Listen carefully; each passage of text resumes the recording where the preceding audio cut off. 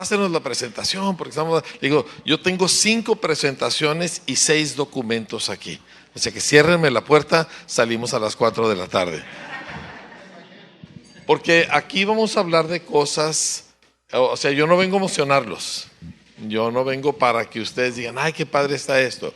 Esto es trabajo. Esto es usar la cabeza cañón hasta que te empieza a salir vaporcito de las orejas, ¿sí? Porque esto es hablar de la formación de un ser humano. Y esa formación no sucede así, ¿sí? Cuando nace un caballo, cuando nace un venado, ¿verdad? A los 2 minutos ya anda corriendo. En el ser humano el proceso es considerablemente más extenso. ¿Por qué? Porque el ser humano es mucho más que un caballo o un venado. Entonces requiere de toda una formación que implica la participación de una comunidad de adultos en torno a la vida de ese pequeño, ¿sí? ¿Y cómo se hace esto? Pues va a determinar en gran medida quién va a ser esa pequeña persona cuando ya no sea pequeña.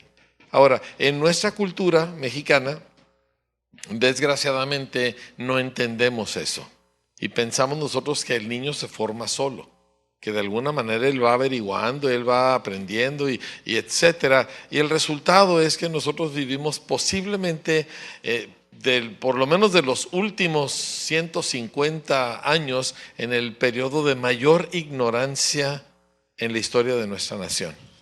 El porcentaje de alumnos que no saben leer, estoy hablando de alumnos, normalmente se mide la lectura efectiva a partir de 4º año de primaria. Eso es cuando el alumno ya puede tomar un texto por decir que dicen el concepto y cosmovisión bíblico, la educación no es un tema separado de la fe. Cuando a partir de 4º año se empieza a medir la lectura, estamos hablando de que entre el 60 y 80% de los alumnos no pueden leer este texto. Punto. Entonces nosotros como cristianos, como pastores, que queremos centrar la vida de nuestros hijos y de nuestras ovejas en la palabra de Dios, pues necesitamos ser la gente más interesada en la educación, porque el típico miembro de nuestra iglesia lee esto pero no lo entiende. Y esto lo hemos comprobado. Yo tengo 44 años sirviendo al Señor. No es cierto, 45 años sirviendo al Señor. Este mes cumplo 46 años siguiendo a Cristo. Y lo que detectamos es personas de buen corazón, fieles a la iglesia, que leen la Biblia y no procuran entenderla. Porque así fuimos educados. En México se nos enseñó a contestarle al maestro cosas que el maestro nos dijo a nosotros, a repetirlo memorizado sin el proceso de entendimiento. Ahora, el problema con eso es que nosotros nos vamos, y si usted tiene su Biblia a la mano, váyase por favor al capítulo 13 de Mateo, y este pasaje es clave para nuestro entendimiento de lo que es propiamente educación. Mateo 13 es el capítulo de las parábolas, la parábola del sembrador, la parábola del trigo y la cizaña, la parábola de la semilla de mostaza, etcétera. Todas están ahí. Este capítulo es central a nuestro objetivo. Y fíjense, cuando Jesús enseña la primer y la grande parábola, ¿verdad? La parábola del sembrador, y sus discípulos se acercan para preguntarle, explícanos de qué se trata. Y en el capítulo 13, verso 18 dice, oigan pues ustedes la parábola del sembrador.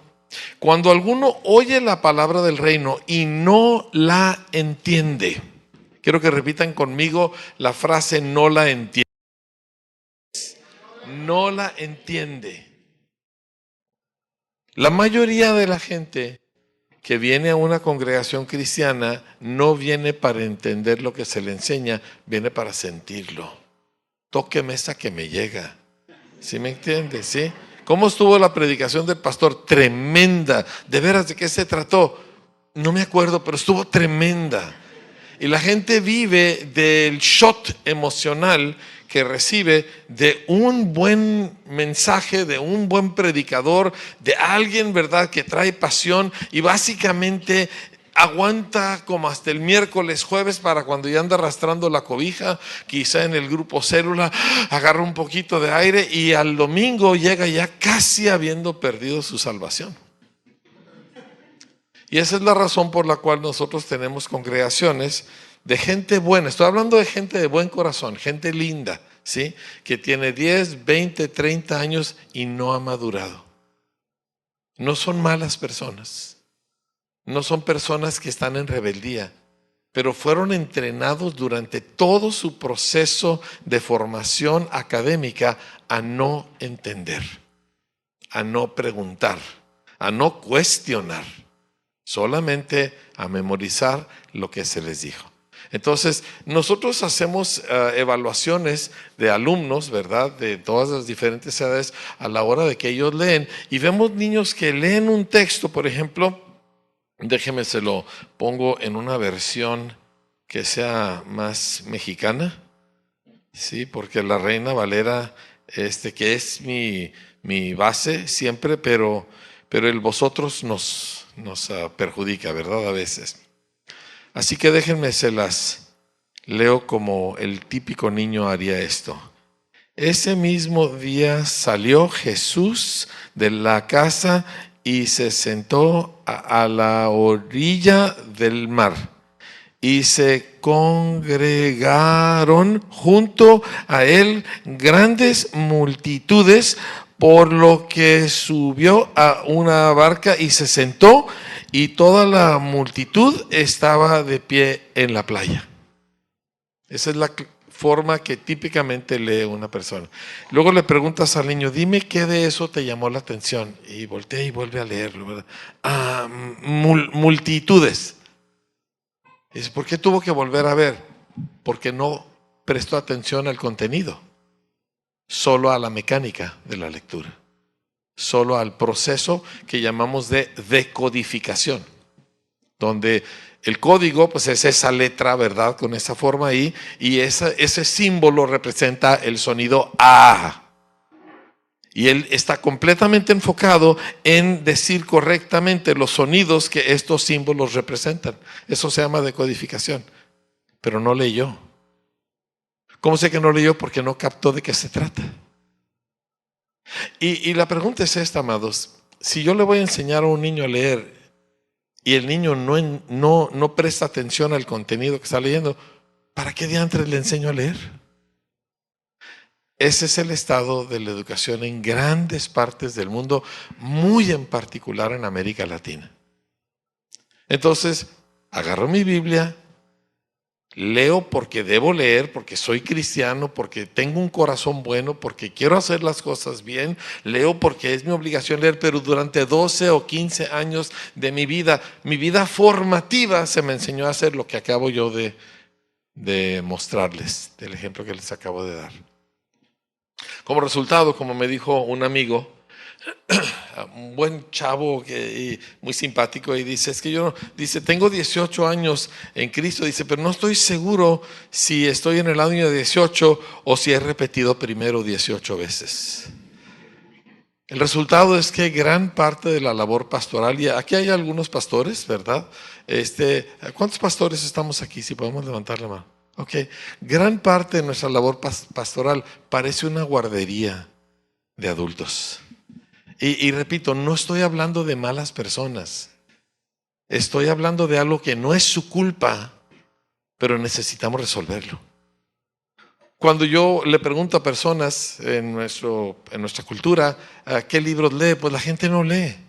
En México no se lee, la gente, mire, ustedes están aquí cerca de la playa, ¿verdad? Aquí está La Paz, Cabo, San José. Cuando tú ves a alguien tirado en un camastro con un libro de este pelo, es un gringo. Cuando tú ves 5 gentes alrededor de una hielerota, mexicanos. ¿Verdad que sí?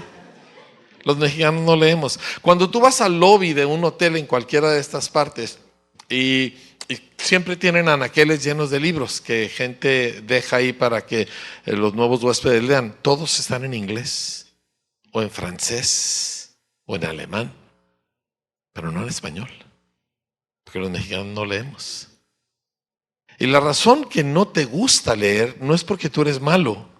De hecho, escúchame atentamente, no es tu culpa que no te guste leer, porque fue la forma en que se te instruyó que te causó que tú tuvieras esa relación de obligación con la lectura, no es tu culpa, pero sí es tu responsabilidad resolverlo.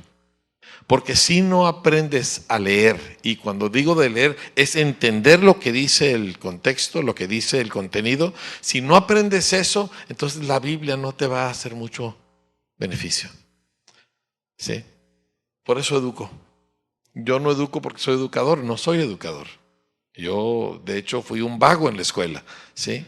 Y yo educo porque soy discípulo y porque quiero hacer discípulos. Y para que alguien sea discípulo, que es un sinónimo de estudiante o de aprendiz, necesita leer el libro y entenderlo. Así de sencillo. Esto no es nada nuevo, yo no inventé esto, esto lo hizo Martín Lutero. Él tomó, cuando él descubre en latín Romanos, que la justificación es por la fe, y le cambia y le transforma la vida, y él hace sus 95 tesis y empieza todo lo que fue la controversia de la reforma. Él se esconde en un castillo de un príncipe que lo protegía, ¿verdad? Y durante varios, no recuerdo el tiempo que tomó, él traduce la Biblia al alemán. Solo que el alemán en aquel entonces eran cientos de dialectos, porque Alemania no era un país, eran muchos ducados, principados, ¿verdad? Diferentes territorios por todas partes. Si usted ve un mapa del siglo XVIII de Alemania, son muchos pedacitos por todos lados. Y él se dedica a traducirlo al alemán. Y ese alemán que él plasma, en lo cual él plasma la Biblia, es el alemán que se habla desde entonces. Todo Alemania habla ese alemán. Se llama Hochdeutsch, o sea, el alemán alto.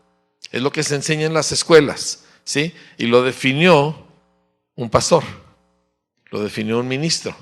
Lo mismo sucedió con el inglés.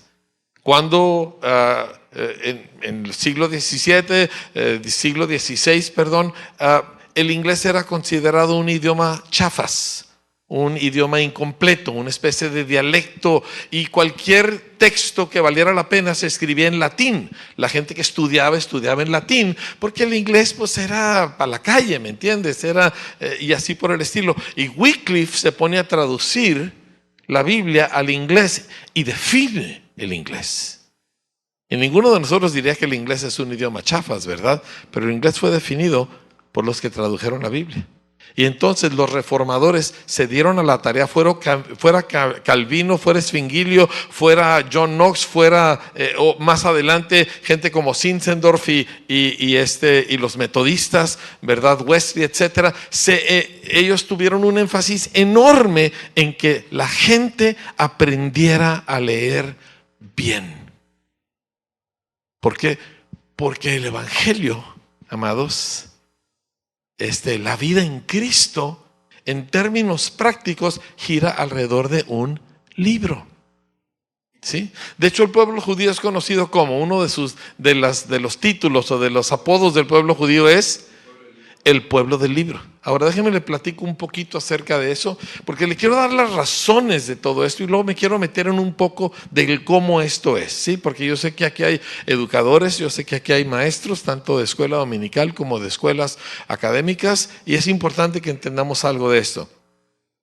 Pero cuando Dios saca al pueblo de Israel de Egipto, no lo hizo con estatuas gigantescas como las que tenían los egipcios o los babilonios para representar a la deidad, ¿sí? O sea, Nabucodonosor levantó esa gran estatua, ¿verdad? En el campo, y todo el mundo se tenía que postrar. Esto era la norma en los diferentes imperios, ¿verdad? Para establecer la religión que dominaba sobre todo, enormes estatuas. Aún Buda, que es una especie, de hecho el budista en realidad es ateo, los budistas no creen que hay un Dios, ¿verdad? Y sin embargo terminaron haciendo enormes estatuas. Los comunistas, ateos, inmensas estatuas, imágenes gigantescas, ¿verdad?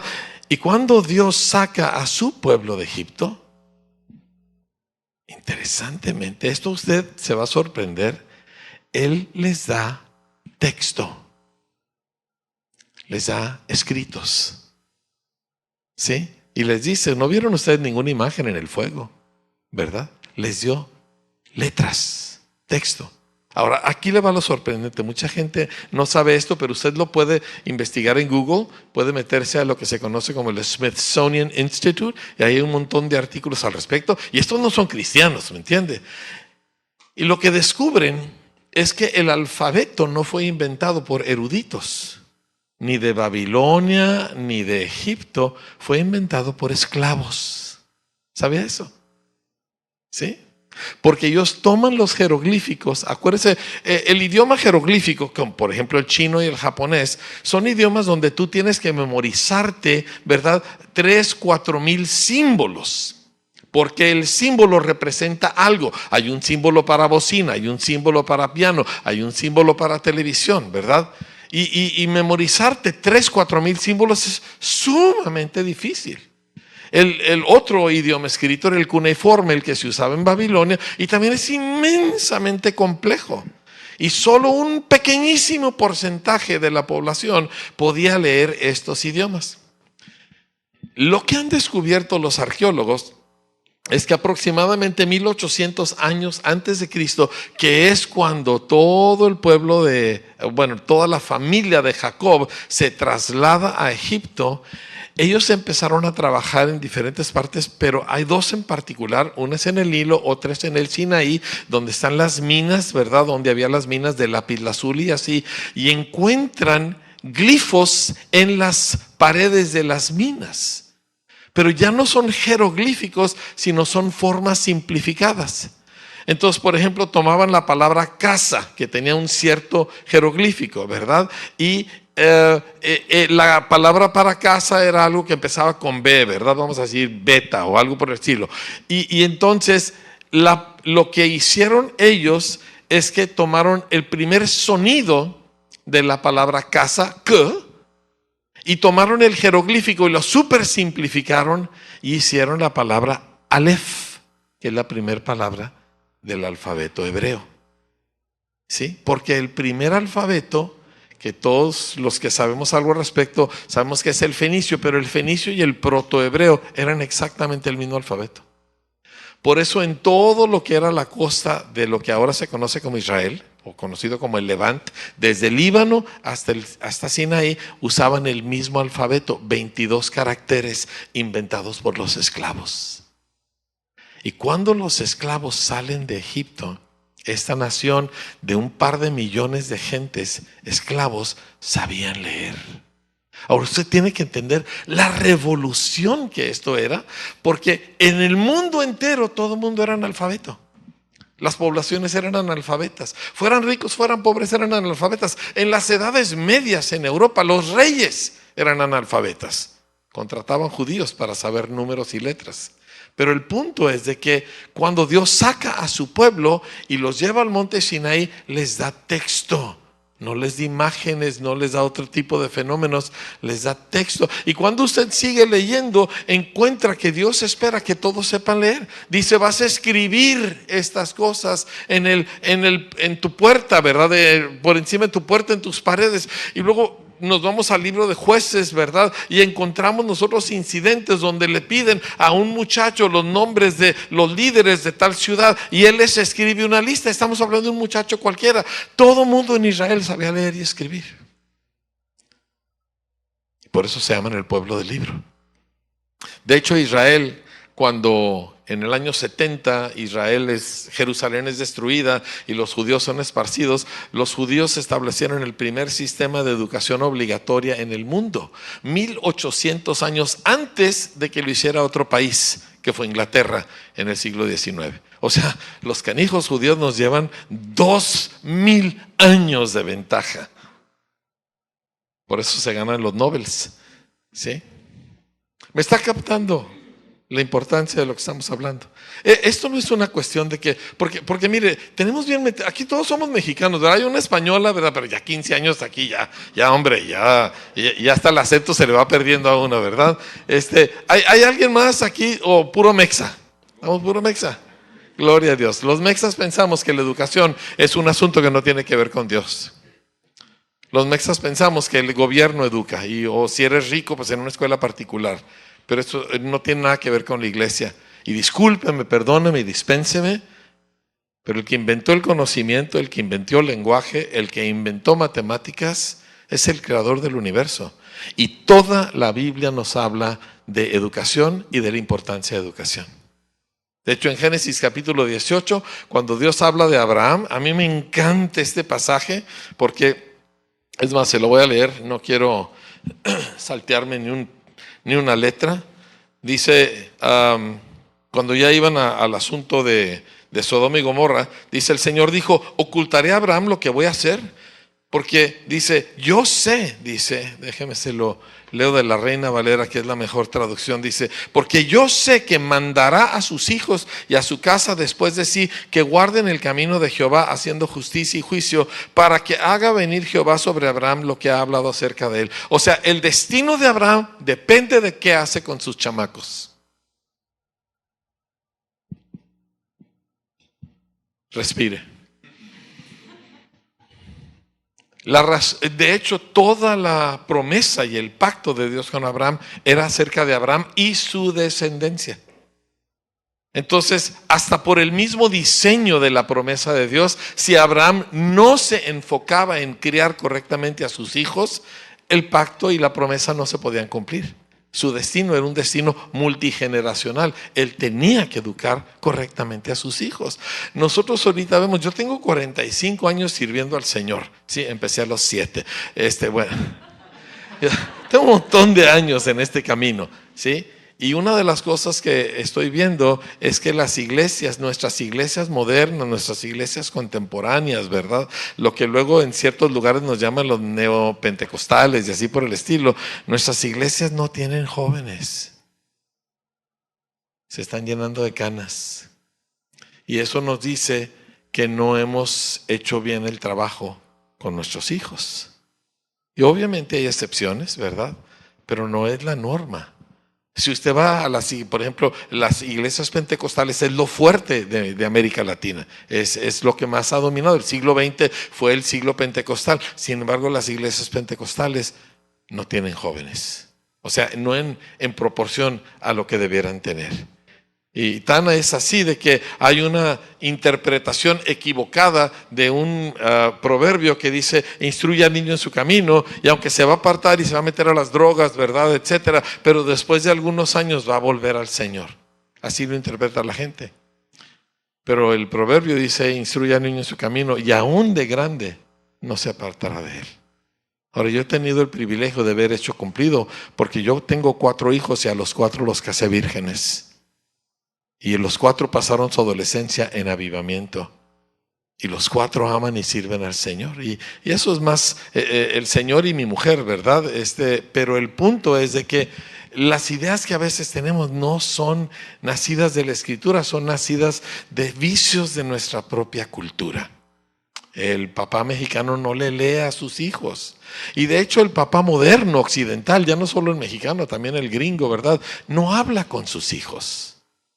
De hecho, los datos nos dicen que la interacción efectiva entre padres e hijos en este tiempo se mide en minutos por semana. Típicamente 3 o menos minutos por semana de interacción significativa, donde un papá le habla a su hijo en algo más que recoge tus juguetes o vente a comer.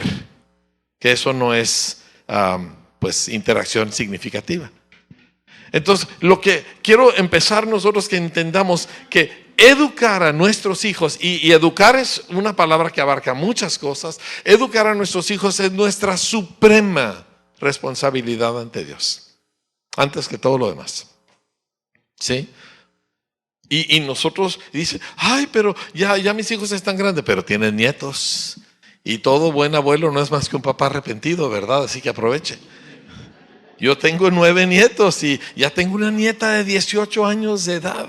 Imagínese usted, y yo que me siento de 24, ¿verdad? Pero la canija me desmiente. El asunto es de que yo estoy velando por mis nietos. Yo estoy asegurando que mis hijos hagan buen trabajo con sus hijos. Ya cuando lleguen los bisnietos, yo creo que ya no me voy a enterar tanto del asunto, pero el detalle es número 1 responsabilidad, y para las iglesias, número 1. Hablando de España, ¿sí?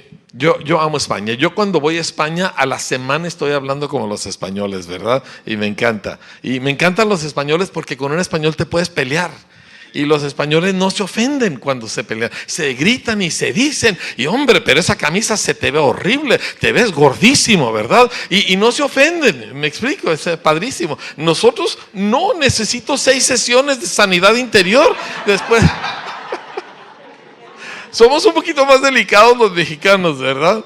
Pero el asunto con los españoles, una tragedia en España, es que durante el tiempo de la dictadura de Francisco Franco, donde el catolicismo era impuesto sobre España a la fuerza, las iglesias evangélicas todas tenían escuelas. Había más de 600 colegios evangélicos en España. Y cuando muere Franco y entra ya la liberación de todo el asunto, todas las iglesias fueron cerrando sus escuelas y entregando sus hijos a que se los educara el gobierno. Trágico. México, pues yo tengo casi 40 años con escuela. Y le quiero explicar por qué y luego me quiero meter a algunos de los cómo. Mi niña... Bueno, mi hija mayor, que es ahora pastora local de nuestra iglesia, ¿verdad? Y es tremenda, algunos de ustedes la conocen, Rebeca, ama al Señor, trae un peso de Dios tremendo, pero está chiquita. Y empezamos a descubrir, ¿verdad?, cosas acerca del aprendizaje, pero ya llegó la época en que ella entraba a kinder. Tenía 4 años y había un kinder no muy lejos de nuestra casa y de hecho era el mejor kinder del gobierno de nuestra ciudad y ahí la metimos y ella amaba la escuela y la maestra, lindísima maestra, yo me acuerdo que cómo nos quería. Esa maestra el día de hoy tiene sus nietos en nuestra escuela. ¿Sí?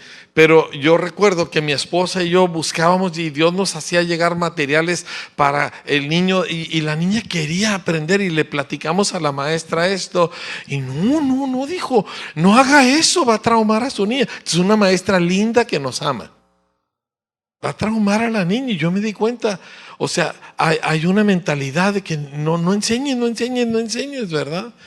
Y luego aparte, pues ya cuando termina tercero de preescolar o cuando ya va a terminar, yo me acuerdo que decimos, ok, ¿qué vamos a hacer con respecto a primaria? Y volteo y veo las escuelas de mi ciudad. Y yo digo, no. Las de gobierno, yo sé lo que es una escuela de gobierno. Yo estuve en segundo año de primaria, bueno, varios años de primaria en Guerrero Negro, en una escuela de gobierno, y era tremendo aquello. ¿Me entienden? Aquel entonces sí reprobaban a gente y yo me acuerdo en segundo que había un tipo con bigote, ¿verdad? Obviamente nadie estaba seguro, ¿verdad? Porque pues eso ahora le llaman bully y todo ese rollo, no sé por qué. Era un abusón y tu dinero le pertenecía y se acabó, ¿verdad? Y tus canicas también. Entonces eso no era opción. Y luego había un colegio católico donde yo hice un par de años, 1 año y medio, en un tiempo que estuvimos ahí en Parral y dije, pero nosotros estamos bajo una persecución severa. Entonces yo no voy a meter a una niña de 6 años a que me la hagan pedazos. Entonces, buscando a Dios, mi esposa y yo, ayunando, ¿verdad? Queriendo ir a Dios, nosotros decidimos una de 2 cosas, o abrimos un colegio o educamos en casa. Y no teníamos la menor idea de cómo hacer ninguna de las 2 cosas, pero no teníamos alternativa. ¿Me explico?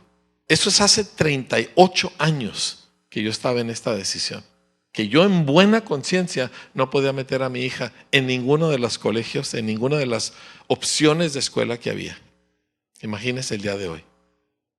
Imagínense con todo el rollo de género, imagínense con todas las mentiras que se enseñan, imagínense. Y luego miembros de mi iglesia empiezan a venir conmigo. Yo me acuerdo a Carmelita, histérica, ¿verdad? Porque a su niño de segundo de jardín estaban abusando sexualmente de ese niño, los de tercero de jardín. Manoseándolo y haciendo como que lo penetraban. Y los maestros veían y sabían y fingían demencia. Y ella estaba como loca. ¿Qué hago? Le dije, sáquelo. Saqué a su niño de ahí. Y les voy a platicar otras historias de terror, de cuando nos traían el material de educación sexual. Hace 38, 37 años, materiales de educación sexual explícitos para niñas de primaria. Nuestra prefecta, la señora Lucha Nájera, fue la primera en hacer eso. Todavía recuerdo sentados en nuestra mesa y dice, mire lo que le están enseñando a mi hija. ¿Me explico? O los videos con adultos desnudos frontales en tercero de primaria que se enseñaban en las escuelas. Es que la cosa es mucho más grave. Y nosotros sabemos, porque nosotros estuvimos en las escuelas y las escuelas son lugares difíciles, ¿sí o no? O sea, vas a la escuela y vas a ver cómo sobrevivo. Porque entre los alumnos y los abusones y un maestro amargado, ¿verdad? O alcohólico. O una maestra, ¿verdad? Que está de maestra porque no pudo ser enfermera o no pudo ser doctor o no pudo ser ingeniero. Y que se siente como poca cosa porque es maestro. Porque en este país al maestro se le desprecia como un fracasado, lo cual es terrible. Porque no hay cosa más importante en una sociedad, y especialmente en esta sociedad, que el maestro. Es el adulto que interactúa con los niños, porque los papás no pelan a sus hijos. Los papás los llenan de teléfonos y juguetes y diferentes juegos de videojuegos, pero los que interactúan con el niño en la sociedad moderna son los maestros, y les pagamos una miseria y los tenemos como esos pobres losers que no pudieron hacer otra cosa con su vida. O sea, le quiero plantear que la situación es crítica y que no hacemos esto porque nos sobra tiempo y dinero, sino porque ¿cómo no voy a hacer algo al respecto? Mire, nosotros empezamos nuestra escuela en el 89, en 1990 y tantos descubrimos que había un material cristiano en español y resulta que lo estaban produciendo en Argentina, después se mudaron a Paraguay y pues para traérmelo de allá en barco, ¿sí? Y ahí viene carísimo, ¿verdad? Y se despasaban los libros, pero el contenido era muy bueno, tanto como contenido cristiano, pero contenido académico, sólido, mucho mejor que lo que yo conseguí aquí. Así que empezamos a traerlo, ¿verdad? Y en 1999 yo empiezo a distribuir ese material en la República Mexicana, no porque yo quería hacer negocios, sino porque quería que mis amigos tuvieran ese material. De hecho, una escuela de aquí de La Paz fue una de las escuelas por las cuales yo me empecé a traer ese material. Y entonces pasa el tiempo y nosotros empezamos a participar con este editorial y a ayudar a hacer libros, ¿verdad? Pero el asunto es que en el año 2015 los dueños de esa editorial en Paraguay me empiezan a animar a decir, ya queremos nosotros dejar esto por la edad, porque usted quiera, queremos que tú te encargues. Y en el año 2016 en efecto me entregan a mí la editorial, ¿verdad? Y ustedes le dieron una editorial, sí, me la regalaron. ¡Oh! ¡Qué suertudo! A ver, diga conmigo, ¡qué suertudo! Ándale, dígalo. ¡Qué envidia!, ¿verdad? Sí. ¿Ya? ¿Sí? ¡Claro! ¡Me gané la rifa del tigre! ¡Ah! ¿Y ahora qué hago con esta bestia, verdad? Y es un trabajal de locos. Y total, aquello tuvimos que empezar a renovar todo, a transformar todo. Un trabajal. Y mi mujer... ¿Cuántas mujeres hay aquí? Son peligrosas las señoras. Mi mujer se me puso, pero brava. Claro que no. Y tú no vas a hacer eso. Y tú no eres empresario. Y tú no eres comerciante. Y por supuesto que no, ¿verdad? Porque ella decía, pues el dinero y las deudas. Y vivimos en Parral, de verdad, allá donde da vuelta el aire. Y me paro con mi esposa. Mi señora, los que la conocen, es una senda mujer de Dios. En serio. Yo escucho a esa señora porque esa señora oye a Dios. Aunque no fuera mi esposa, yo lo oiría. Que esa señora y Dios se entienden. Y a veces eso es peligroso, ¿verdad? Pero le dije, mira, tita, estoy parado en un muelle, aquí fuera del malecón de La Paz. Estoy en mi mejor traje, el más caro que tengo. Y hay un niño que se está ahogando. Y volteó a la derecha y a la izquierda y no hay nadie. ¿Qué crees que voy a hacer? Pues voy a arruinar mi traje. ¿Cómo dejó al niño ahogarse? Así que no educamos porque tenemos todas las circunstancias a favor, o porque tenemos todas las capacidades, o porque tenemos todo el dinero. Es que ¿cómo dejó ahogar al niño? ¿Me comprende? Así que lo que yo le voy a plantear le va a costar sangre, sudor y lágrimas. Yo no vengo a venderle la idea de que esto padrísimo y solito se arma. No, no, no. Esto es una pela. Es un término teológico, ¿verdad? De Chihuahua. Esto es un trabajal. Y, o sea, nosotros entramos a la escuela a las 7 de la mañana y nosotros trabajamos los veranos y me entiende, y hay que estudiar siempre. Es mucho trabajo. Y no me arrepiento de un minuto de ello. Y no más que como que nada más voy a sufrir yo, sufre usted también, ¿verdad? Aquí vamos a hacer esto parejo. Entonces, quiero que veamos un poco acerca de qué es educación cristiana. Así que exactamente es educación cristiana, ¿en qué consiste? Muy bien. Ahí me puse unos dibujitos simpáticos para que... ¿No le llama la atención que cuando Dios Padre nos envió un Salvador, envió un maestro? ¿Sí? Y maestro es un título tan elevado que Jesús mismo dijo, no se llamen ustedes maestros, porque solo hay uno. Y ese maestro sabe cómo enseñar. ¿Qué es educación cristiana? Bueno, vamos a empezar por lo que no es. Educación cristiana no es una institución educativa establecida por una iglesia o una denominación. Educación cristiana no es un contenido oficial al cual se le añade un devocional o una clase de valores o Biblia, ¿sí? O educación cristiana, fíjese quién lo está diciendo, no es libros y materiales cristianos. Allá afuera tengo 2 mesas de libros y materiales cristianos. Pero eso no es educación cristiana, ¿de acuerdo? Educación cristiana no es que es una escuela que el dueño es cristiano. Y hay mucho de este pensamiento, ¿verdad? Les enseño todo lo que dice la SEP y le añado un devocional. Les enseño todo lo que dice la SEP y una vez a la semana o 2 veces a la semana una clase de valores bíblicos. Eso no es educación cristiana, ¿de acuerdo? Ahora, los objetivos de la educación cristiana son: 1, la formación integral de la persona, o sea, toda su persona, espíritu, alma y cuerpo. Y su conexión con Dios, con su prójimo y con el mundo que le rodea. O sea, esto es complejo, ¿sí? Ahora, gran parte de esto compete a los padres y a la iglesia, pero la escuela necesita armonizar con la formación familiar y espiritual.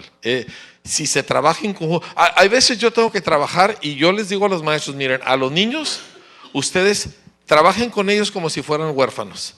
No usen la falta de colaboración de los padres como excusa. No, nada de que es que los padres no me apoyan, como si no tuvieran padres.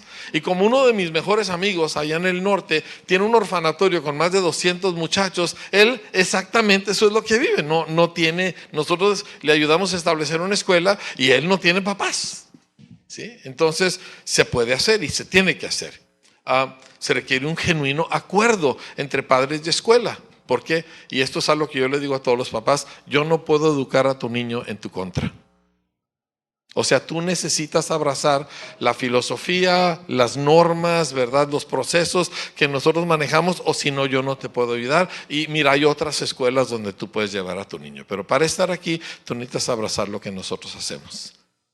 Esto es muy, muy importante. Por eso es tan vital que iglesias sean las que abran escuelas, porque ya tenemos un cierto común acuerdo, ya tenemos ciertas bases. ¿Me explico? Y esto es muy importante. Les doy un ejemplo. Hay una escuela que empezó hace algunos años en Chihuahua y ellos, una de sus condiciones para educar a un niño, le dicen: tu niño no puede tener celular hasta que salga de prepa. A ver, traigan bolitas. Porque ustedes le compraron a su hijo celular cuando cumplió 4 años, ¿verdad? Para entretener al chamaco. No, amados, es un desastre darle un celular a un niño. Dice: es que quiero saber dónde está. Consígale un cacahuate.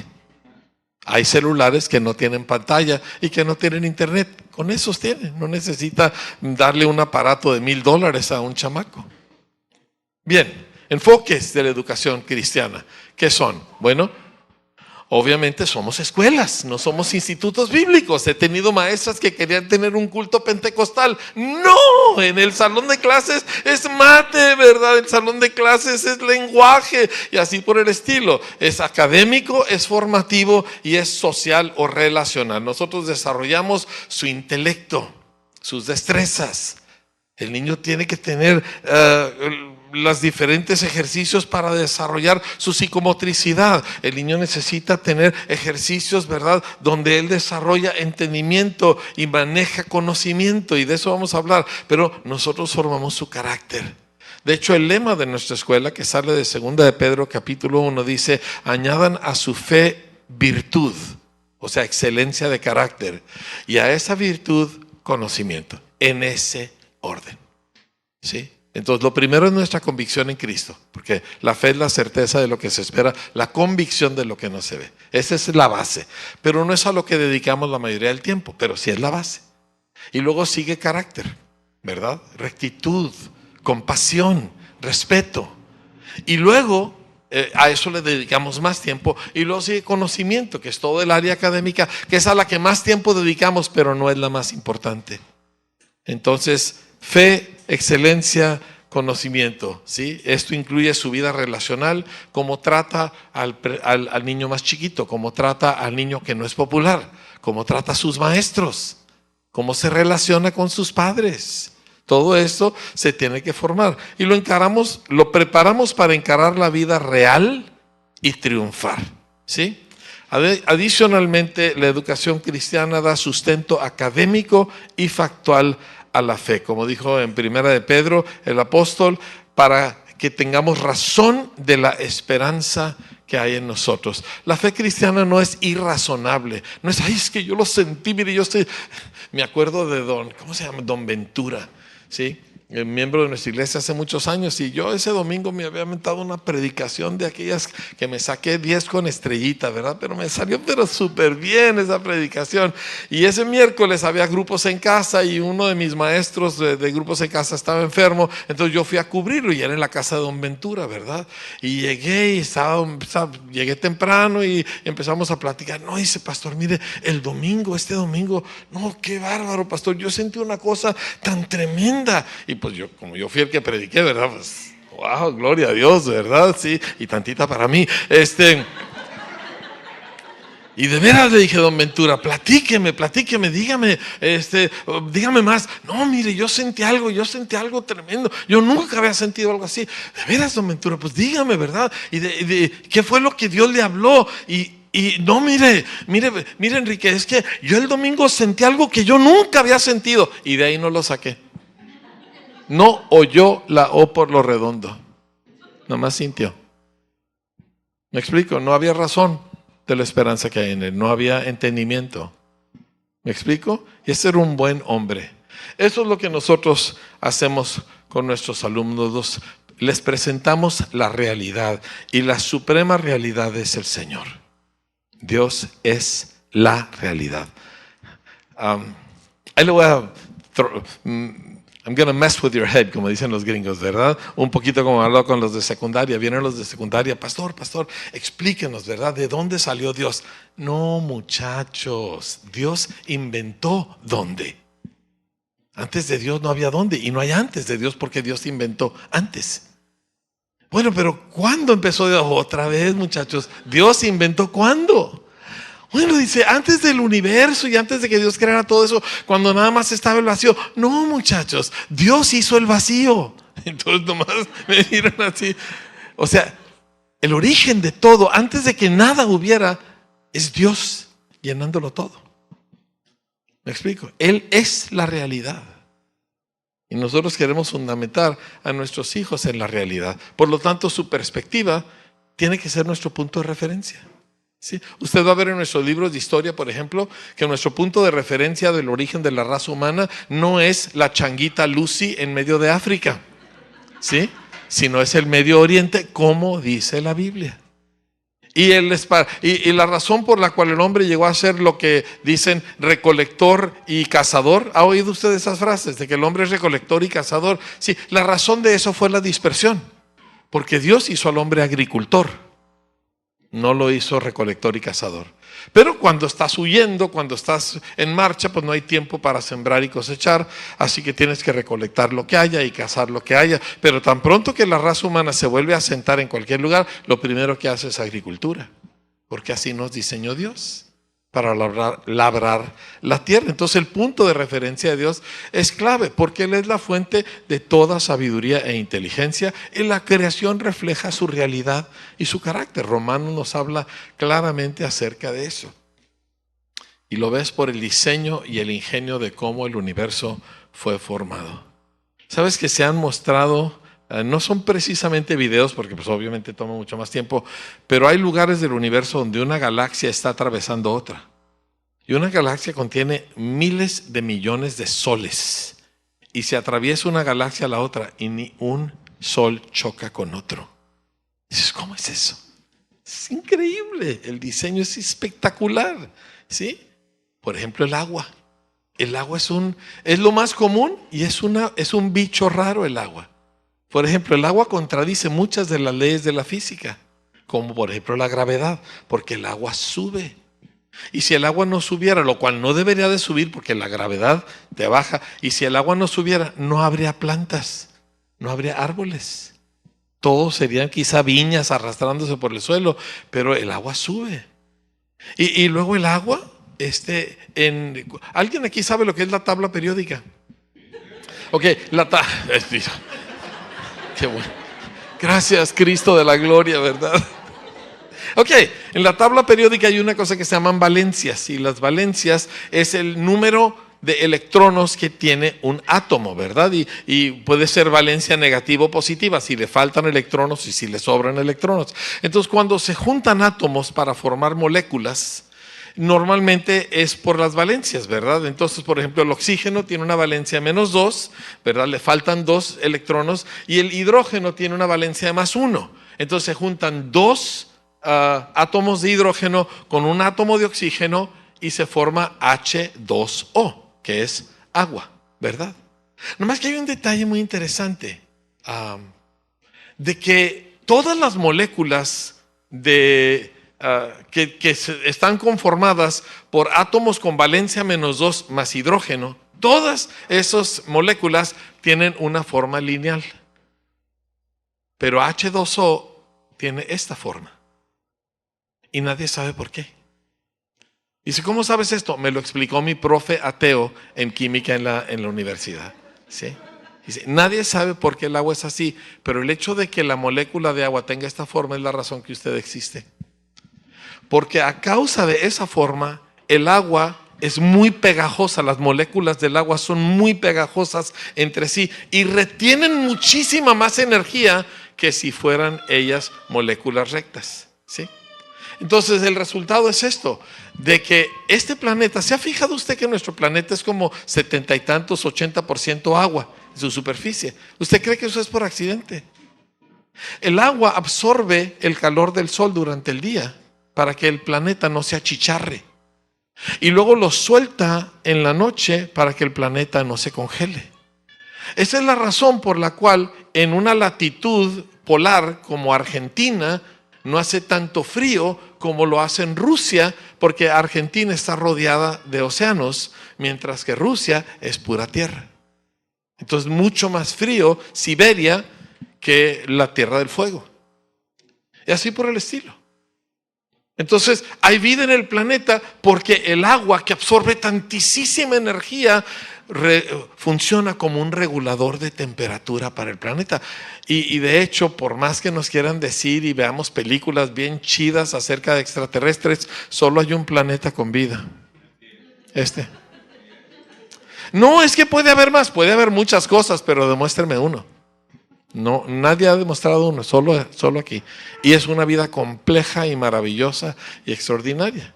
Y luego el agua tiene una cosa rara, porque el agua, bueno, los elementos y cualquier sustancia, a la medida que se enfría, se va comprimiendo, se va contrayendo. Pero el agua, cuando se enfría, se expande, se hace hielo. A causa de eso hay peces en el mar. Porque si el agua al congelarse se siguiera comprimiendo, entonces se congelaría de abajo para arriba y todos los peces de los lagos, del mar y de los ríos morirían. Pero como se expande, forma una capa y abajo del hielo no se congela y los peces siguen vivos. Y le puedo seguir con la lista. El agua es una chulada, ¿sí? Y eso es nada más un es una molécula, ese es nada más un elemento.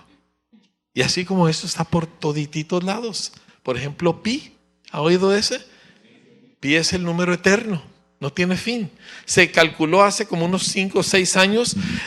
Pi, o sea, es 3.14 y siguen los números, pero no es como 3.33333, no, son números diferentes. Se calculó a 31 billones de dígitos con un conjunto de supercomputadoras en la nube de Google. ¿Sí? 31 billones, no tiene fin el número. ¿Quién inventa un número así? Y hay perfecta y extraordinaria belleza y simetría en la creación. Esto es una de las trillones de flores que hay en el planeta.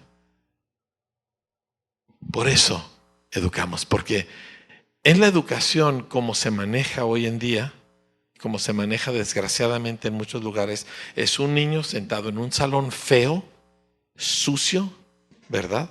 Con un libro aburrido, un maestro más aburrido que el libro, ¿verdad? ¿Sí?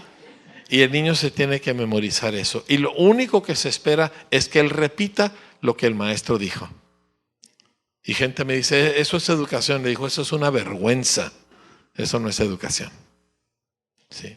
Entonces, qué impresionante, ¿verdad? Que todas estas cosas puedan suceder. Ahí le van unas preguntas que nos llevan al cómo. Si Dios es la fuente de todo conocimiento y verdad, ¿habrá una pedagogía en Dios? Mire, usted lee la Biblia para encontrar reglas, o lee la Biblia para encontrar promesas, si es un carismático moderno, ¿verdad? O usted lee la Biblia para, no sé. Pero yo leo la Biblia para encontrar cómo Dios le enseña al ser humano. Y eso se llama pedagogía. ¿Sí? ¿Cómo toma Dios a un ser humano, verdad, que no conoce nada, verdad? Y cómo le enseña cosas que son importantes. ¿Sí? Esta pregunta fue para nosotros la pregunta fundamental. Inicia con mi esposa. Mi esposa es administradora de empresas y picuda. Y a los 21 años, ella era la jefa del censo del sur del estado de Chihuahua. Ella censó 13 municipios. Tenía 34 hombres bajo su mando y se los traía aquí a todos. ¿Sí? A mí me deberían de levantar una estatua por casarme con mi mujer. Sí, le digo, tú eres la mujer más sumisa del mundo.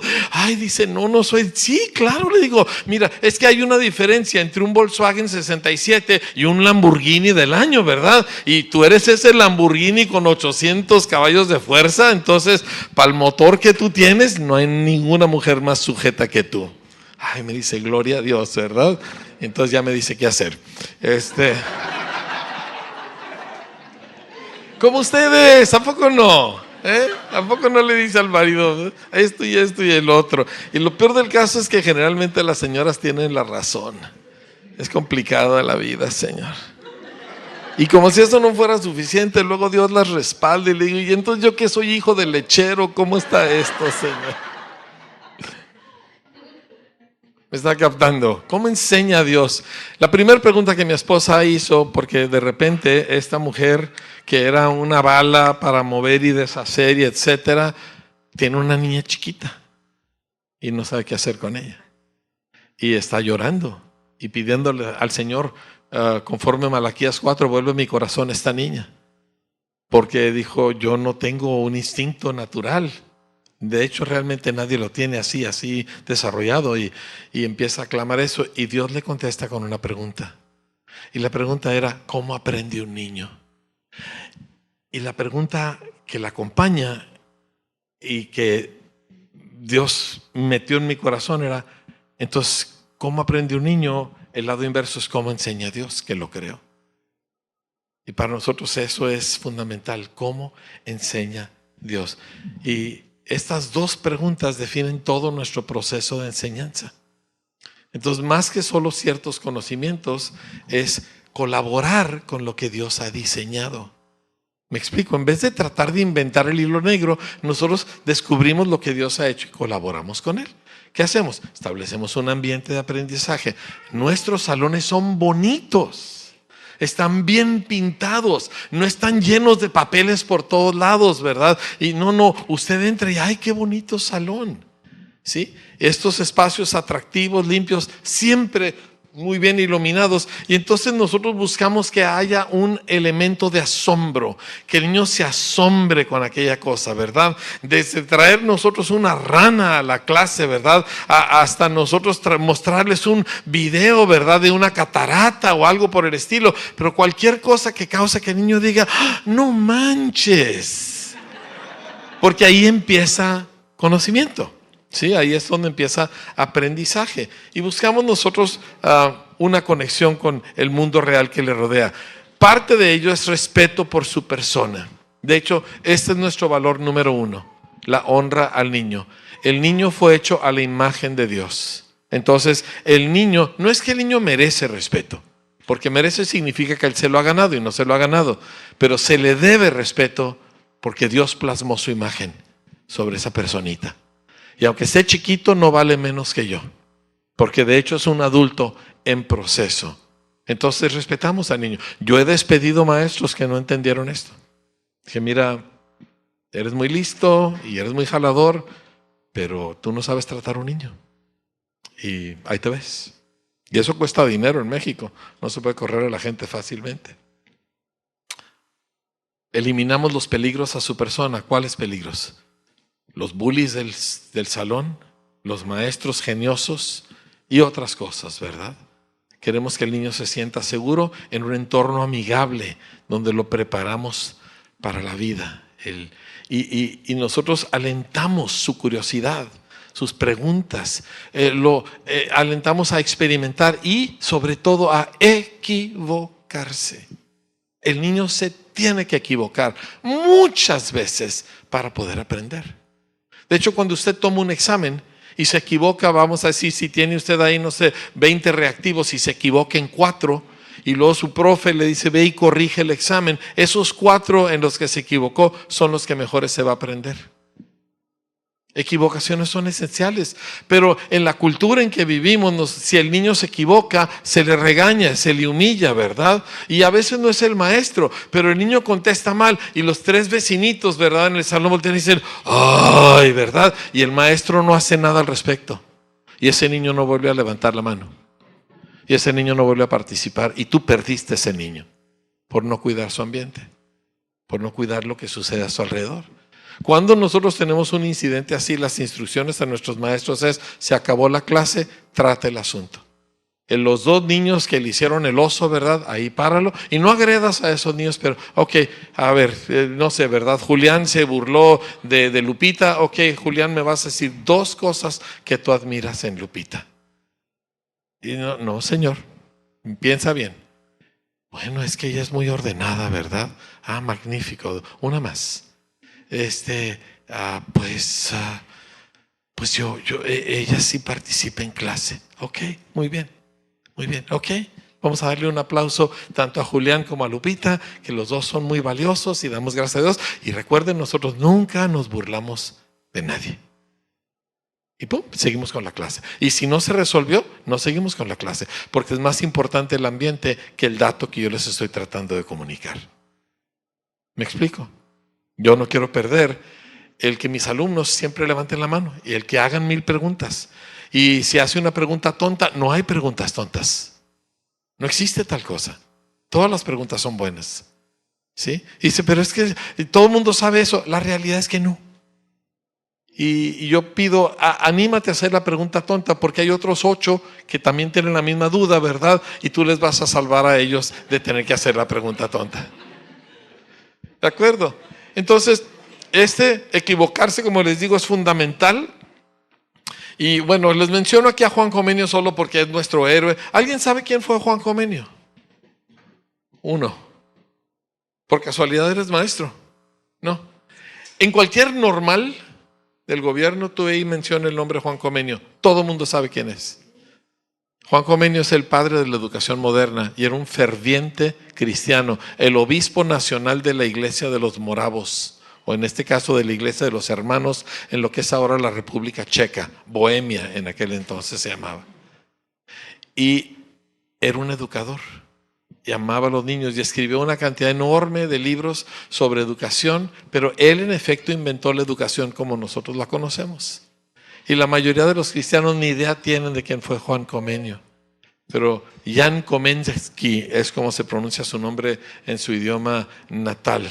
Y él hablaba de que el niño necesita comprender aquello para poderlo retener y entonces llevarlo a la práctica. Nosotros usamos una secuencia que le llamamos las 3 Es. La experiencia, entendimiento y expresión. Y esto abarca todo el proceso de aprendizaje. Número 1, el niño necesita una experiencia. Que esa experiencia puede ser que recorta unas piezas y arma alguna cosita. Esa experiencia puede ser de que el maestro trae, ¿verdad? No sé, algún globo que va a explotar, ¿verdad? Esa experiencia puede ser, ¿verdad? Un video del ojo humano, padrísimo, increíble, ¿verdad? Esa experiencia puede ser 1001 cosas. Puede ser que lo saca, ¿verdad? Al patio, vamos a ir al árbol, ¿verdad? Y vamos nosotros a examinar las hojas. Pero experimenta algo. ¿Por qué hacemos esto? Porque así lo hace Dios. Agarra un Saulo de Tarso, lo tumba al suelo, le ciega los ojos, le habla en voz alta, todo el mundo está aterrorizado. Esa es una experiencia. Luego Dios se lo explica para que lo entienda y finalmente Pablo lo escribe en epístolas expresando lo que experimentó, luego entendió. Este es el proceso que vemos en Moisés. Ahí está Moisés, un hombre fracasado, tiene 80 años de edad, todavía no tiene chivas propias, está cuidando las de su suegro, ¿verdad? Y ¡pum! Una zarza ardiendo, la zarza no se consume, el fuego no parece hacerle daño, se acerca para ver esta maravilla, una voz, ¡ay! ¿Verdad? Quítate las sandalias, ¿verdad? Porque este terreno sagrado, y se acerca y Dios le empieza, es una experiencia, la cual después iría entendiendo. Y el cierre del proceso de aprendizaje es poderlo expresar oralmente y por escrito. Y eso normalmente no existe aquí. Ahora, yo hago ejercicios con nuestros maestros porque yo he descubierto que la mayoría de los maestros tampoco tuvieron una buena educación. Entonces no les puedo pedir que den algo que ellos nunca han recibido. Y les enseñamos, ¿verdad? Todo este mismo proceso. Es padrísimo ver a los maestros emocionarse como niños por una experiencia y luego llevarla a cabo. Entonces, todo esto es parte de lo que hemos ido descubriendo de cómo Dios enseña al ser humano. Muy bien. Me encanta esta última frase. El ser humano no quiere entender lo que el ser humano quiere entender lo que descubre, no memorizar lo que no entiende. Bueno, esa fue mi primera presentación. Me faltan 4. Algunos desafíos. Disciplina, palabra que no nos gusta, pero disciplina tiene que ver con que nadie se vuelve bueno en nada a menos que lo practique. ¿Han oído de la ley de las 10,000 horas? ¿Sí? En cualquier disciplina, si quieres ser bueno en cualquier cosa, le tienes que invertir 10,000 horas. A mí mi hijo me ha insistido mucho que yo aprenda golf. Le digo, no, mi hijo, yo no voy a invertir 10,000 horas para llegar a ser mediocre. No, gracias. ¿Sí? Mejor yo voy a jugar pickleball, ¿verdad? O paddle, que menos horas y más o menos me puedo hacer un poquito más bueno. Pero se requiere trabajo, se requiere esfuerzo, y es esfuerzo repetido y persistente, ¿sí? Esa disciplina debe ser firme, pero nunca agresiva, nunca hiriente. Y mi esposa y yo y otros amigos educadores visitamos un colegio en Londres en noviembre del 24. Vamos a volver ahí este año. Se llama Michaela Community School. Está en el peor barrio de Londres, en Wembley, que es donde está el estadio famoso, ¿verdad? Y son puros muchachitos de barrio, duro, donde familias viven en departamentitos y mucho chamaquito de origen musulmán, mucho, más de la mitad de la escuela. O sea, un lugar difícil. Nunca he visto una mejor escuela en toda mi vida. Yo no sabía que era posible lo que yo vi ahí. O sea, yo entré salón tras salón. Yo fui 2 días y me pasé el día entero y me dejaron entrar a los salones. Los alumnos nunca voltearon a verme. Yo pasaba por el medio de ellos, estaban enfocados y vi lo que nunca pensé que era posible. El 100% de los alumnos conectados el 100% del tiempo con su profe. 100%. Es la mejor escuela de Gran Bretaña, Año tras año, ya son 4 años seguidos que ellos salen el número 1 de resultados en toda Gran Bretaña. Y son puros chamacos pobres. Y yo dije, de aquí soy, canijo. Esto es como esta cosa se tiene que hacer. Y son súper estrictos. Todos los muchachitos en traje con corbata, todos viniendo a saludarnos. Oye, somos extranjeros, ¿me entiendes? Ven un adulto que nunca han visto. Yo me llamo X y ya. Y ellos mismos llevaron de salón en salón y nos dijeron lo que teníamos que hacer y no hacer. Estamos impresionadísimos. Pero yo empecé a notar, ellos usan un sistema de méritos y deméritos, ¿verdad? Entonces algún alumno hace algo, entonces mérito o demérito. Pero a la medida que fui observando, yo vi que para que hubiera un demérito ya había habido 10 méritos. O sea, es una súper disciplina, pero es súper positiva. Y bien hecho, mérito para ti, ¿verdad? Y se van y luego los hacen hablar en voz alta en público, a todos. Todos los días tienen ejercicios donde van a hablar en voz alta y van desarrollando a estos muchachitos para prepararlos para triunfar en un mundo que no es justo. Porque la mayoría de ellos son oscuros de tez. En Inglaterra, pobre y oscuro, no te va a ir muy bien. Así que los preparan para que puedan ellos competir con gente que viene de privilegio. Y una de las cosas es que la directora, la fundadora, se llama Catherine Birbal Singh. Ella no es cristiana. De hecho dijo, yo no estoy segura si Dios existe. Eso dice, yo no le creo, ¿sí? Porque yo no he visto una escuela cristiana que enseñe la Biblia más de lo que enseñan ellos. ¿Y sabe por qué enseñan la Biblia? Dice, es que la Biblia es el libro más importante de la historia de la humanidad. La civilización que vivimos, de ahí salió. Entonces, mis alumnos tienen que conocer el libro más importante y tienen que poder hablar de ese libro con cualquier gente que lo ha estudiado en otros lugares. Y luego les mete C.S. Lewis por todos lados, ¿verdad? Me acuerdo en donde habla un capítulo en uno de sus libros donde habla acerca del liderazgo, habla acerca de que nosotros para ser líderes tenemos que ser siervos de los demás. Y yo dije, esta mujer dice que no es cristiana. Yo fui y le dije cuando vino a nuestra conferencia el año antepasado, le dije, ¿no quiere usted venirse a ser pastora aquí en mi congregación?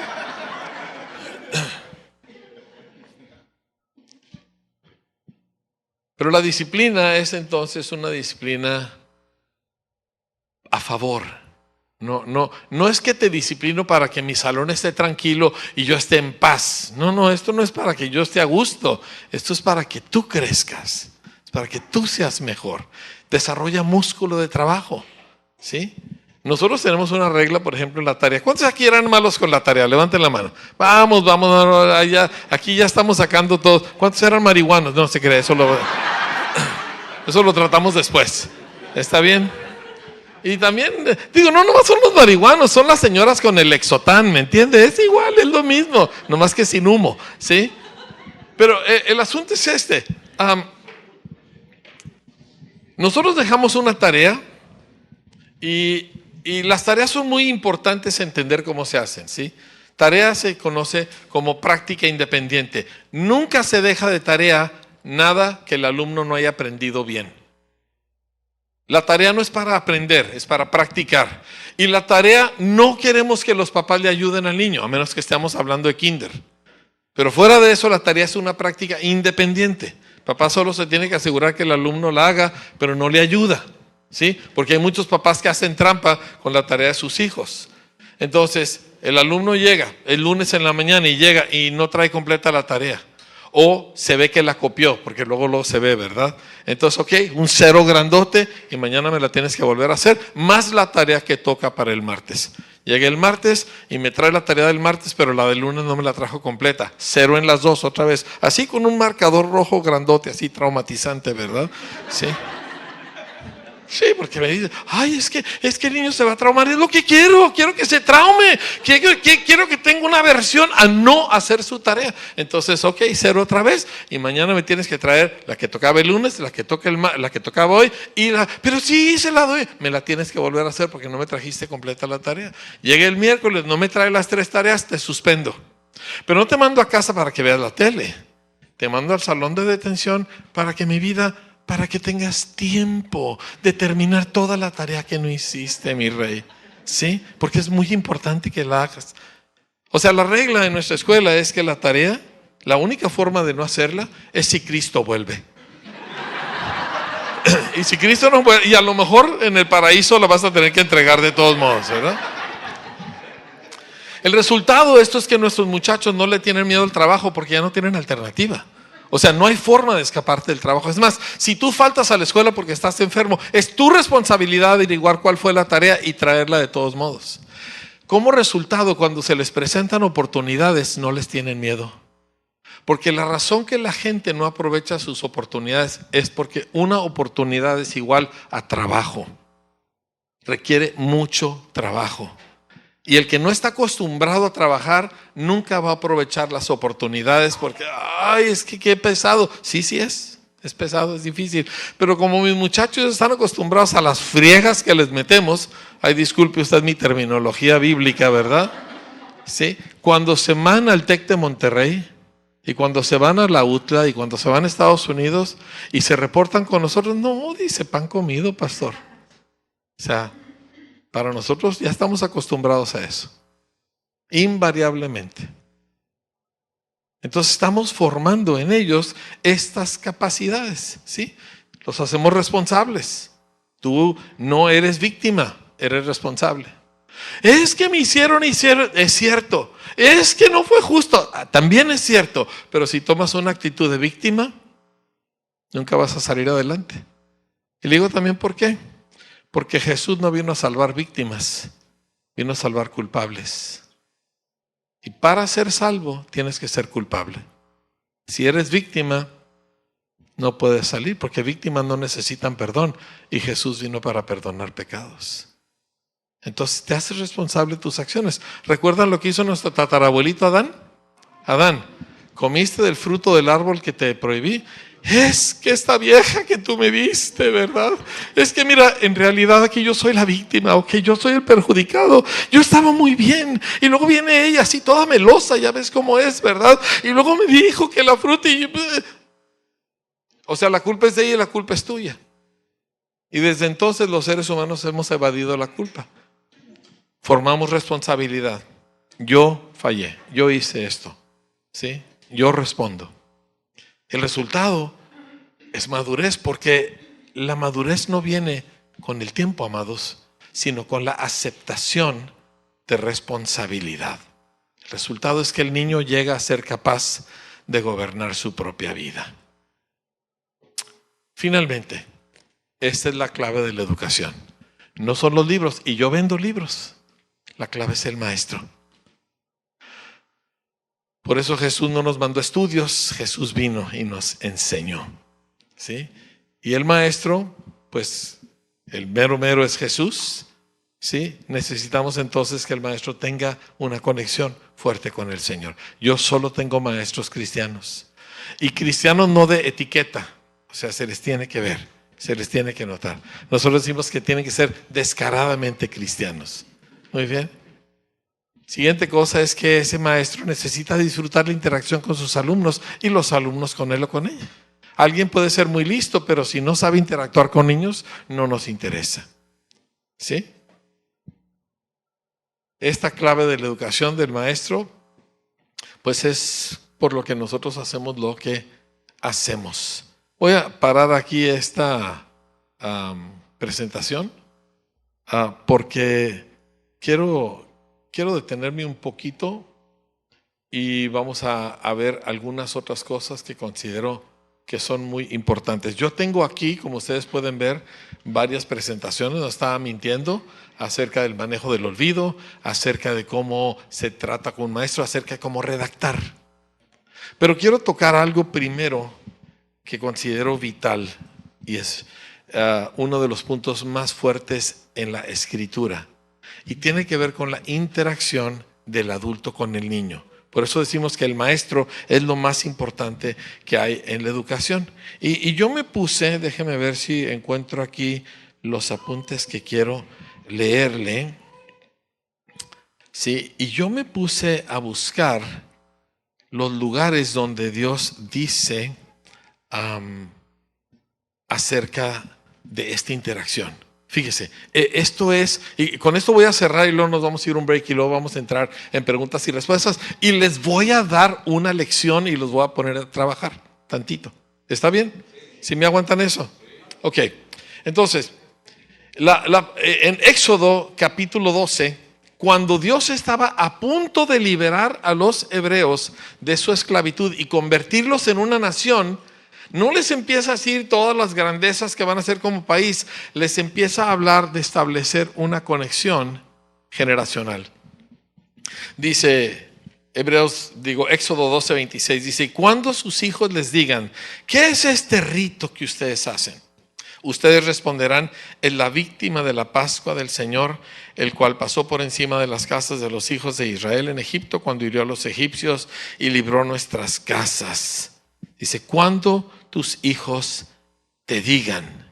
Éxodo 13, nuevamente encontramos una cosa parecida. Dice: y lo contarás en aquel día a tu hijo diciendo: se hace esto con motivo de lo que Jehová hizo conmigo cuando me sacó de Egipto. Y luego nos vamos al siguiente, en el mismo capítulo 13, versículo 14, dice: y cuando mañana te pregunte tu hijo diciendo: ¿qué es esto? Le dirás: Jehová nos sacó con mano fuerte de Egipto, de casa de servidumbre, etcétera, etcétera. Y luego continuamos y nos vamos nosotros a Deuteronomio, ¿verdad? Donde nos enseña de esta interacción de padres con sus hijos, que dice: estos pues son los mandamientos, los estatutos y decretos que el Señor su Dios me ha mandado que les enseñe, para que los cumplan en la tierra que van a poseer, para que teman al Señor su Dios, guardando todos sus estatutos y sus mandamientos que yo te ordeno, tú y tus hijos y tus nietos, todos los días de tu vida,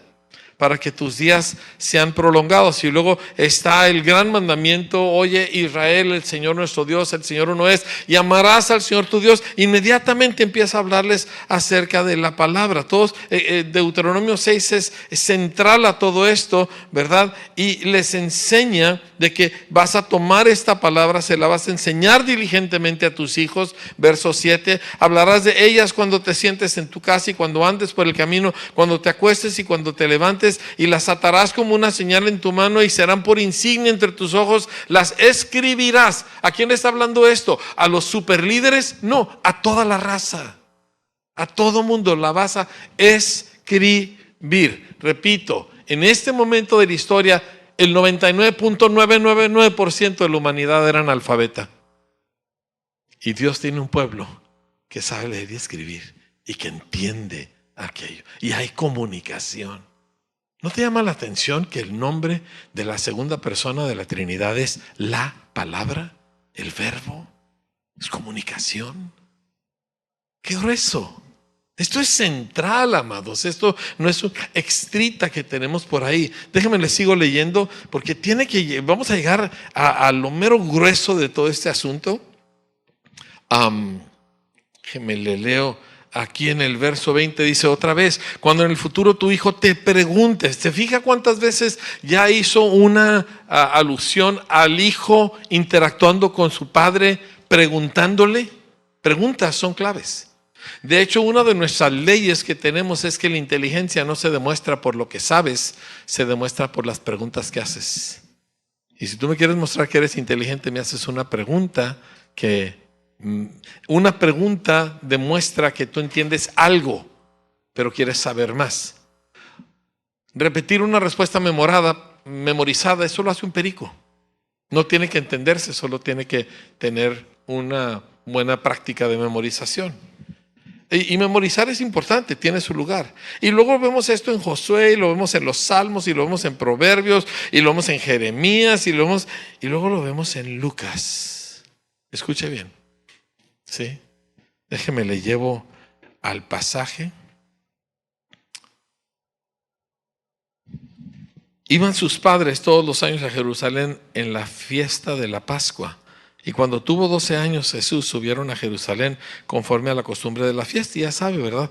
Cuando regresan, Jesús no va con ellos. Era una caravana y pensaba que iba con los primos, ¿verdad? Y con los vecinos. Al repente se dan cuenta, Jesús no está aquí, Jesús no está aquí. Se regresan a Jerusalén, andan como locos, ¿verdad? Mi muchachito de 12 años está perdido en esta ciudad 3 días. No puedo imaginarme el grado de angustia que tenían María y José acerca de su niño perdido. Verso 46. Y aconteció que 3 días después le hallaron en el templo, sentado en medio de los doctores de la ley, oyéndoles y preguntándoles. Dígame usted, ¿en qué cultura, de qué país, en toda la historia de la raza humana, los líderes intelectuales de una nación se sientan por 3 días para atender la inteligencia y las preguntas de un niño? Es que Dios formó esto desde Abraham. Cuando tu hijo te pregunte. Yo fui a Israel en el año 2020, justo antes de la pandemia, pero fui un viaje de investigación, yo no iba de turista. Y yo me acuerdo que dentro de las cosas que hicimos nos sentamos con unos rabinos jóvenes y ellos nos explicaron, cuando se juntan las familias judías en los días de las fiestas de los judíos, y todos van engalanados y están abuelos y tíos y primos y todo. Es la responsabilidad de los niños pararse delante de los adultos y hacerles preguntas. Y así es como los adultos comunican su fe y su cultura y su identidad a la siguiente generación. Por eso los judíos nunca han tenido brecha generacional, porque hay una interacción entre padres y niños sobre cosas importantes. Cuando un niño llega de la escuela en Israel, su mamá típicamente lo primero que hace es decirle, ¿qué preguntas inteligentes hiciste el día de hoy? Platícame, ¿no quieres saber? ¿Cómo te fue? Bien. ¿Qué hiciste? Nada. ¿Qué aprendiste? ¿Verdad? No, ¿qué preguntas inteligentes hiciste? Ahora, yo capté eso y yo dije, yo voy a hacer eso con mis nietos. Ya no con mis hijos, ya son todos adultos, pero voy a hacer eso con mis nietos, ¿verdad? Y empecé a ver, ok, dime qué pregunta inteligente hiciste el día de hoy. Ay, no, le dije, te doy lana. Soy mexicano, el soborno es parte, ¿verdad? Tú me traes una buena pregunta y yo te doy dinero. ¡Oh, de veras! Y a veces le digo, dime algo que dijo tu maestro que te sorprendió. Quiero saber si prestaste atención. Dime algo que dijo un compañero tuyo que te causó que te rieras. O sea, ¿y qué le preguntaste? Y eso es lo que hacen las mamás. Preguntan y preguntan y preguntan, porque las preguntas son la clave. Y nadie pregunta si tiene miedo que se van a burlar de él. Nadie pregunta si tiene miedo que lo van a humillar en público. Y ustedes saben que el ambiente de las escuelas en México, privada o pública, es humillación pública. Y nadie quiere ser humillado públicamente, entonces todo el mundo se calla. Y el maestro hace una pregunta y nadie levanta la mano. ¿Por qué? Porque y donde lo diga mal, y donde me equivoque. Sí. Y yo quiero que mis alumnos puedan preguntar, pero lo descubrí en la Biblia. Y no puedo, yo digo, ¿cuántas veces he leído la historia de Jesús en el templo ¿me entiende? Y cuando, o sea, estos hombres, esos doctores de la ley, él les estaba oyendo y les estaba preguntando. Y todos los que le oían se maravillaban de su inteligencia y de sus respuestas. Había una interacción de adultos con niños. No hay cosa más importante en la función humana que ser papá. Y le quiero regresar a Mateo capítulo 13, donde le estaba diciendo, porque quiero que vea conmigo algo increíble ahí. Mientras lo busca, le comento lo siguiente. En Romanos, cuando Pablo acusa a los judíos de que ellos también están bajo pecado, dice, he aquí tú te dices judío, guardador de la ley, que tienes en la ley la imagen de la verdad, etcétera, etcétera. Y es más, necesito leérselos bien porque si no, no se los voy a decir bien, no me lo tengo bien memorizado el versículo. Entonces, déjeme se lo leo bien. Porque quiero que se maraville de lo que nosotros no sabíamos que así es. Sí. Déjeme ver. Dice...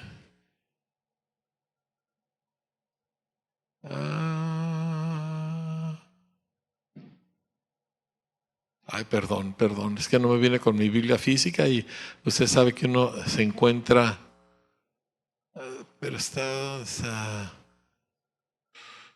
aquí está. Versículo 17, Romanos 2:17. Aquí tú tienes el sobrenombre de judío y te apoyas en la ley y te glorías en Dios. Y conoces su voluntad e instruido por la ley apruebas lo mejor y confías que eres guía de los ciegos, luz de los que están en tinieblas, instructor de los indoctos, maestro de niños. ¿Qué cultura en cualquier parte del mundo el hombre que dice yo soy muy hombre dice, ¿y cómo? Porque soy maestro de niños. En este país, ¿no? Aquí decimos, yo soy muy jalador, yo trabajo mucho, ¿verdad? Y yo no le tengo miedo a nada. Y todas estas cosas nos definen como hombres, pero ninguno de nosotros dice, parte de lo que a mí me hace alguien que vale la pena es que yo sé enseñar a niños. Yo invierto tiempo en enseñar a niños. Pero los judíos sí, es parte de su identidad cultural. ¿Me entiende? Estas son algunas de las cosas que nosotros queremos cambiar. Ahora, cierro entonces con donde estábamos en Mateo capítulo 13, ¿sí? Y dice así, capítulo 13, versos 51 y 52. A mí esto me acabó de amarrar todo el asunto. Jesús les acaba de enseñar la parábola del sembrador, la parábola de la cizaña, la de el tesoro escondido, la perla de gran precio, la red, etcétera. Y luego dice, Jesús les dijo, ¿han entendido todas estas cosas? Escúchame atentamente, ¿sí? Jesús estaba buscando entendimiento. Si alguien no entiende, no ha aprendido, ¿sí? ¿Y cómo sé que entiende? Porque me lo puede devolver verbalmente o por escrito. Si no me lo puede explicar, si no me lo puede sintetizar en sus propias palabras, todavía no lo entiende, ¿sí? Y Jesús dijo, ¿han entendido todas estas cosas? Ellos respondieron, sí, Señor.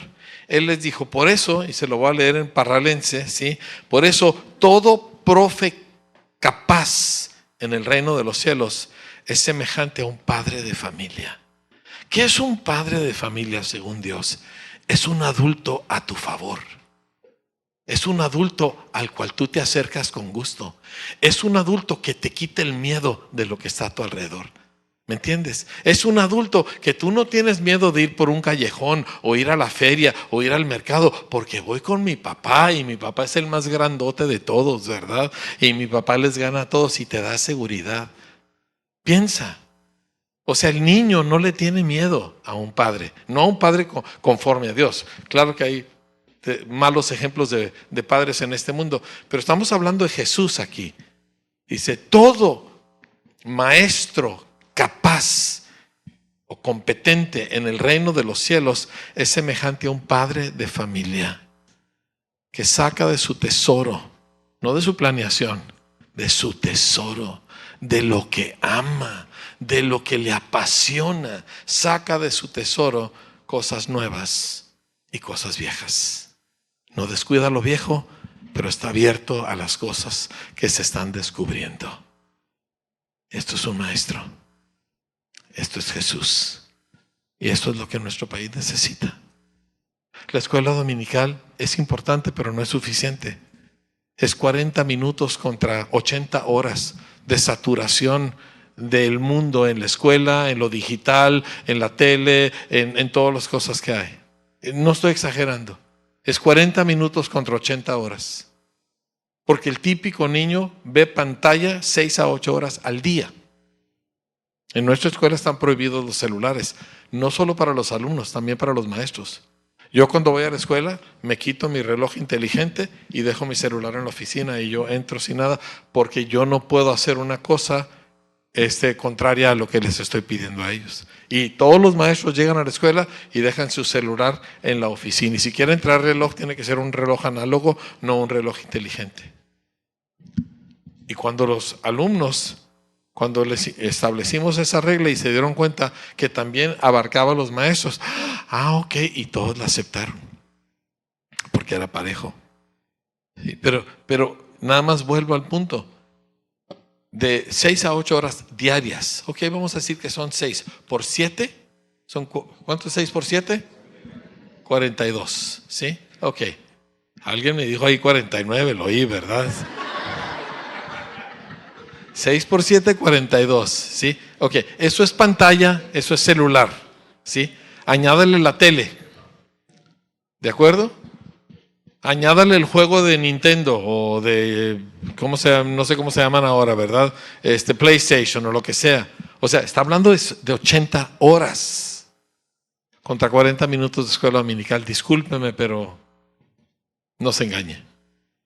Habría escuelas porque dije, yo necesito equilibrar esta cosa. Necesito meterles 30 horas en un colegio, en un ambiente, en una enseñanza que les va a ayudar para balancear contra todo el alud, ¿verdad?, de información, de imágenes y de filosofía que el mundo les avienta. Son mis hijos. No son del diablo, no son del pecado, no son del mundo. Son míos, porque Dios me los dio. Y yo no se los voy a entregar al diablo. Me ha costado mucho trabajo, le va a costar mucho trabajo a usted. Pero pues, ¿cómo no hacerlo? Así que yo vine para animarles a encontrar la forma, no sé de qué manera, de abrir escuelas cristianas.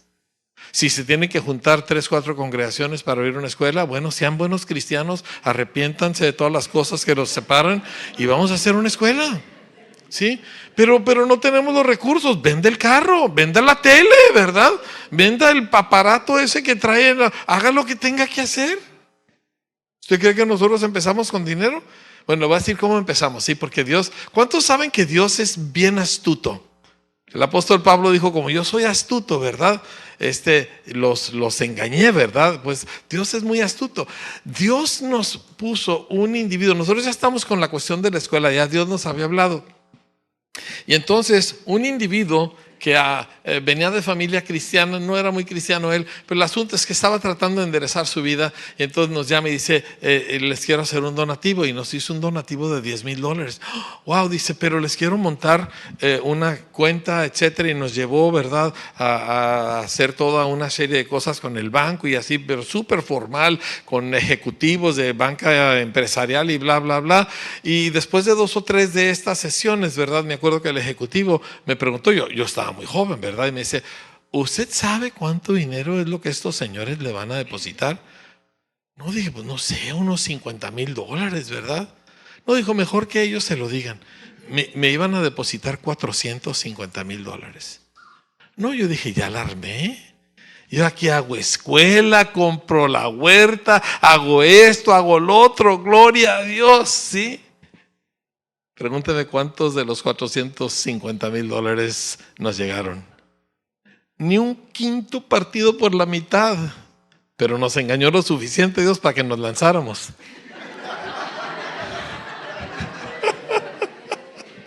Y de rodillas tuvimos que encontrar los recursos para poder hacer la escuela, y se hizo. La escuela empezó ese mismo año.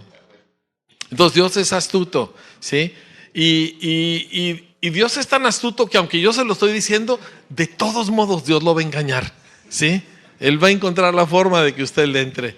Yo quiero animarlos. Esta es una ciudad de cientos de miles de personas que no tiene una oferta educativa cristiana fuerte. Y la tiene que tener. Y no 1, 5, ¿sí?